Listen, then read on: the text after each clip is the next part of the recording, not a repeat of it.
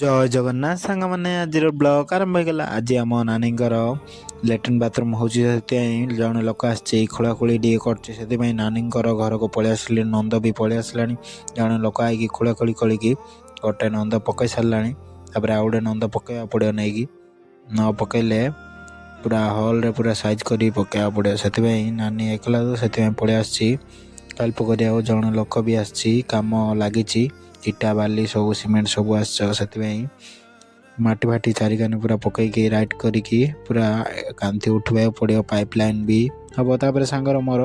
बड़ बजार पलि आसिलु सामान ने ग्रोसरी सामान आउ दुकान रो सामान भी नबू कुरकुर बिस्किट मिक्सचर आचार पापड़ भी ब्रह्मपुर अवेलेबल ऑल सामान मिले ब्रह्मपुर बड़ बजार